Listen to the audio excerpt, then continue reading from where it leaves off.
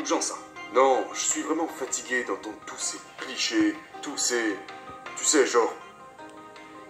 posters, toutes ces citations, toute cette merde. Parce que la moitié des gens qui écrivent cette merde ne suivent même pas les conseils dont ils parlent. La moitié des gens qui parlent d'échecs, c'est juste des millionnaires à la con assis dans leur belle maison qui sont bien à l'abri de tout ce dont ils parlent.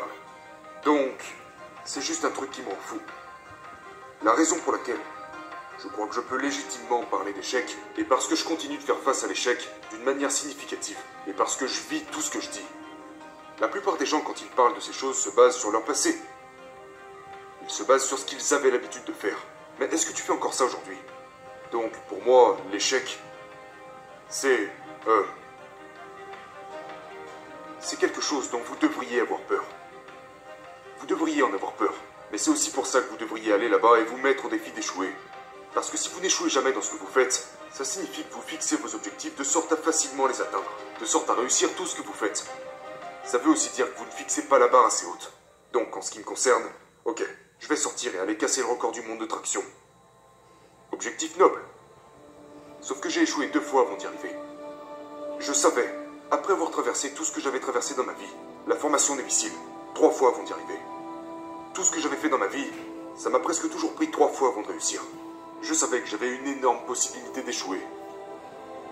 Mais voilà ce que l'échec m'a apporté. Par exemple, quand tu regardes un film. Quand tu regardes un film sur une personne qui n'arrête pas d'échouer, mais qu'à la fin, il réussit. Comment tu te sens après avoir regardé ce film? J'adore ça. Incroyable, pas vrai? Oui. Eh bien, je suis devenu cette personne. Je veux ressentir pour moi ce que je ressens quand je regarde ce genre de film. Quand je vois Rocky se faire botter le cul, ou toutes ces différentes choses liées à l'échec, je me visualise passer par tout ça et je me dis, mon Dieu, comment tu te sentiras quand toi aussi tu y seras enfin arrivé? C'est ce que l'échec m'a apporté. Quand je regarde ce genre de choses, ou quand je vois quelqu'un comme ça qui finit par réussir, je me dis genre, c'est ça que je veux. Mais c'est l'échec qui provoque ce sentiment. Si l'échec n'est pas impliqué, tu n'auras pas ce sentiment. Si tu avances et que tu réussis tout ce que tu fais, tu penseras genre, ouais, ok, je suis bon. Mais ce qui vous prend des années, des mois, des années à accomplir, parce que vous n'arrivez tout simplement pas à surmonter les obstacles, mais vous continuez de revenir à la planche des dessins. Vous recherchez ces quelques secondes. Après avoir enfin compris l'équation, quelle que soit l'équation en question par laquelle vous passez pour réussir, je vis pour ce sentiment. Mais je ne peux pas avoir ce sentiment sans passer par « Fuck, j'ai raté cette équation. J'ai encore raté, j'ai encore raté, j'ai encore raté. » Oh, ça y est, j'ai compris. Et vous commencez à le sentir avant de réussir. Avant même de commencer à vous dire que vous avez une chance. Et puis, une fois que vous avez réussi, le sentiment est indescriptible. Et maintenant, vous prenez ce sentiment de succès et ces échecs associés et vous le mettez dans le pot à cookies. Et vous dites, toi là, je vais revenir te chercher quand j'aurai besoin de toi. Sur la route de ma vie, je vais revenir vers toi. Donc en gros, ce que vous dites, c'est que le niveau de satisfaction dans le succès est directement proportionnel à la taille des échecs. Plus les échecs sont gros, meilleur est le sentiment de succès. Est-ce que ça devient addictif? Ça l'est. Ça l'est. Ça devient tellement addictif que l'échec finit par ne même plus te déranger. Parce que tu sais maintenant que je vais juste foncer. Sur le prochain essai, j'ai mordu sur quelque chose de vraiment gros. Ce qui veut dire que les sentiments le seront tout autant. Donc, ce que je dis, c'est que il faut passer par l'échec pour atteindre le plus beau sentiment de ce monde.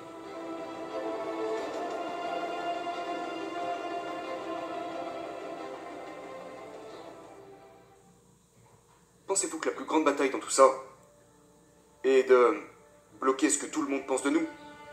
Oui. La plupart d'entre nous échouons dans la vie parce que nous avons peur de ce que pensent les gens autour de nous. Nous vivons à travers l'opinion que les gens ont de nous. Lorsque j'ai appelé un recruteur pour la première fois dans le but de devenir un imbécile et que je faisais 135 kilos, ce premier recruteur m'a regardé et m'a dit « Mon gars, tu seras pas capable de faire ça. » Ce qu'il faisait, c'est qu'il projetait son énergie sur moi, parce que lui, il savait qu'il serait jamais un putain de imbécile. Donc beaucoup d'entre nous ne sont rien d'autre que des pessimistes. Et tout ce que nous faisons, c'est projeter nos insécurités sur les autres.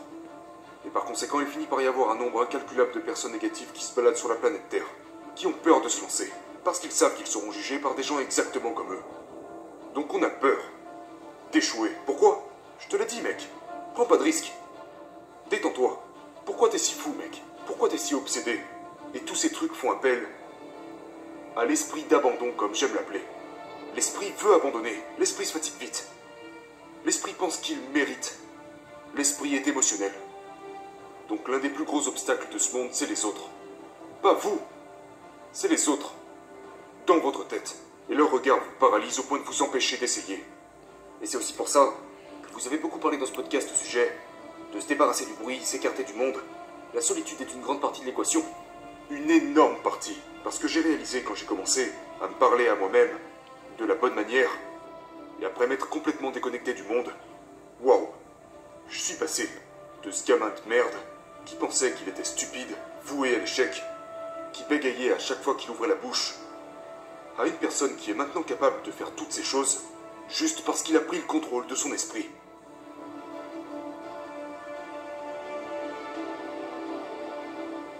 Quand t'arrives au point où t'en as vraiment rien à foutre, t'es dangereux. Tu deviens très, très dangereux. Et je ne dis pas ça dans le sens où je m'en fous si je fais ça ou si je le fais pas. Non, quand tu te fous complètement des autres. Et de comment ils te voient. Sur ta façon de marcher, ta façon de parler, ta façon de t'habiller, de ce que tu veux faire de ta vie. Tu sais, en grandissant, je ne voulais pas que qui que ce soit sache que je voulais rejoindre l'armée. Pourquoi? Parce que certains de mes amis à cette époque, j'avais peur de ce qu'ils penseraient. Tu sais, pourquoi il voudrait rejoindre l'armée celui-là? Comment tu veux faire ça? J'avais peur de ce que les autres penseraient de moi. Ne pensez-vous pas qu'en faisant comme ça, vous risquez de devenir un petit peu froid si vous ne vous souciez jamais de ce que pensent les autres? Si vous ne vous souciez pas par exemple de ce que pense votre fiancé ou vos enfants? Eh bien justement, c'est pour ça que vous devez vraiment comprendre ce que ça implique.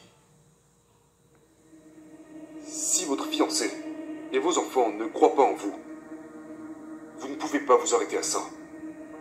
Ça veut dire que vous avez choisi le mauvais personnel de soutien. Il doit y avoir... C'est pourquoi les gens ne se comprennent pas bien les uns les autres. Votre personnel de soutien. Genre, si je veux sortir et faire... Peu importe ce que c'est. Mon personnel de soutien est... Tu sais, ma fiancée. Et si elle me dit genre, tu sais quoi, je pense pas que tu devrais faire ce que t'es sur le point de faire. Alors je me dois de lui demander, vous savez, pourquoi?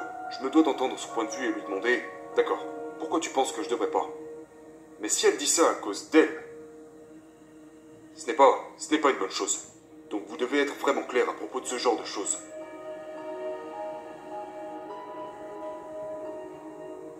Mon cercle est très petit. Je m'assure de... Je ne sélectionne pas n'importe qui. Et d'ailleurs, je ne veux pas de gens dans ma vie qui sont là, genre, à me féliciter pour tout ce que je fais. Je ne veux pas des gens qui me félicitent parce que je me lève tôt le matin. Non, je ne veux pas ça. Je veux des gens qui sont honnêtes avec moi et qui me disent la vérité. Des gens francs. Des gens honnêtes et francs. Donc une personne qui serait honnête et franche avec toi, c'est une personne qui serait capable de te dire « Hey, tu sais quoi? T'as été plutôt con sur ce coup-là. Genre, c'est pas malin ce que t'as fait. » Ou alors, par exemple, « T'as été une merde aujourd'hui. T'as pas fait ce que t'avais à faire. » C'est de ce genre de personnes dont vous avez besoin. Mais la plupart des gens choisissent soigneusement les personnes de leur entourage pour se faire lécher le cul. Vous ne voulez pas ça. Non, vous ne voulez pas ça. Donc vous êtes très sélectif avec les personnes de votre entourage. Je suis sélectif. Mais il faut trouver, vous écouter ce qu'elles ont à vous dire. Il le faut. Il le faut. Donc le truc avec moi, c'est que je suis ouvert d'esprit avec les bonnes personnes. Mais je ne respecte pas beaucoup de personnes. Parce que comment pourrais-je te respecter? Pas toi personnellement, mais qui que ce soit. Si tu ne cherches pas à grandir chaque putain de jour. Et je ne parle pas de simplement aller à la salle pour s'entraîner. Je parle d'aller là-bas et de vraiment chercher à grandir. Parce que si tu sais comment je vis ma vie, comment pourrais-je te respecter? Donc tu dois être un putain de travailleur acharné. Tu dois vraiment t'arracher le cul. Seulement là, tu gagneras mon respect. Donc si tu travailles dur tous les jours, maintenant je vais te considérer. Mais si tu es ce genre de personne qui passe leur temps à parler, que tu passes tout ton putain de temps à dire de la merde, allez mon gars, je constate une chose, c'est que tu dis de la merde. Mais si je te vois chaque putain de jour à essayer de devenir meilleur, tous les jours, à faire tout ce que tu peux pour devenir